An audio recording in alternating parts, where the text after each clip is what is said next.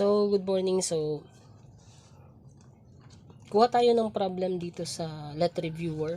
Okay, so, yung napili natin dito is yung number 53. Okay, so if x is equals to 2 and y is equals to negative x, the point lies in a quadrant. Is it letter A 2, letter B 4. Okay, so actually sinulat ko na siya. Eto. Okay, so before we answer this particular question, so discuss muna natin yung concept ng Cartesian coordinate plane. Okay? See. Okay, yung Cartesian coordinate plane o other term niya is Cartesian coordinate system. Okay? This is used to plot a point, okay, on a plane. Okay? Makikita natin dito na yung dalawang lines nag-intersect. Okay? So yung vertical line is called y-axis, horizontal line is called x-axis. Okay? Yung middle nila, yung point of intersection is called the origin. Okay? So this is called the origin.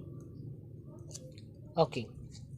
So sa ordered pair, okay, meron tayong tinatawag na ordered pair. At yung ordered pair is composed of x and y. Okay? So yung first coordinate is called the abscissa and the second coordinate is called the ordinate. Okay? The x coordinate or abscissa, then y coordinate, the ordinate. Okay?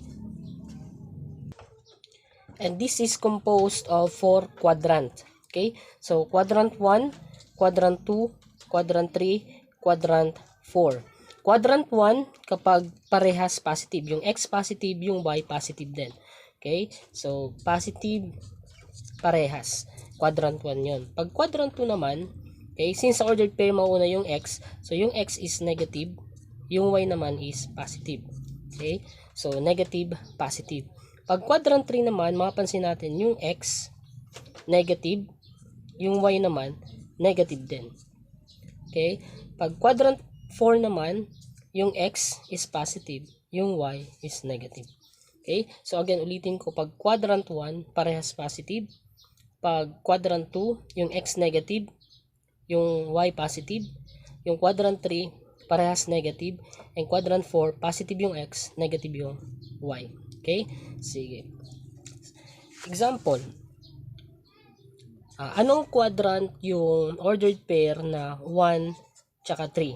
Okay? Pansinin natin yung x is 1, yung 3, yung y is 3. So therefore, since parehas sila positive, therefore, nasa quadrant 1 siya. So, quadrant 1 yung sagot. Okay? So, pag ipa-plot natin yan, so 1 yung x and y is 3, so nandito siya. So, nasa quadrant 1 siya. Okay? Next, number 2. How about 4 and negative 2? Okay. Positive yung x, negative yung y. Okay? So, positive yung x, negative yung y. Ibig sabihin, nasa quadrant 4. Okay? Next, number 3. Paano naman kapag negative 6 tsaka negative 5? Okay, pansinin natin, pareha sila negative. So, nasa quadrant 3. Okay? Next, number 4. Paano naman kapag negative 3 tsaka 2? Okay, anong quadrant siya? Negative yung x, positive yung y. So, therefore, quadrant, okay, 2. Okay, next, number 5. 0, negative 4. Okay, 0 yung x, negative 4 yung y. Okay? So, nandito siya. So, neither siya nasa quadrant 3 nor quadrant 4 kasi naglalay siya sa y-axis. So, ibig sabihin, yung quadrant niya, instead quadrant, so yung magiging sagot is nasa y-axis. Kasi yung x is 0, tapos yung y is nasa y-axis. Therefore, naglalay siya sa y-axis. Okay? Number 6.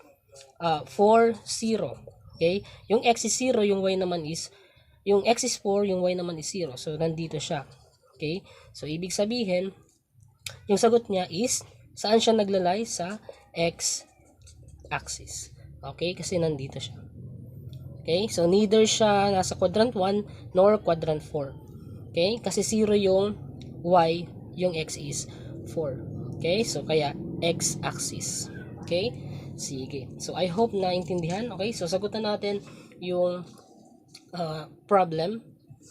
Okay.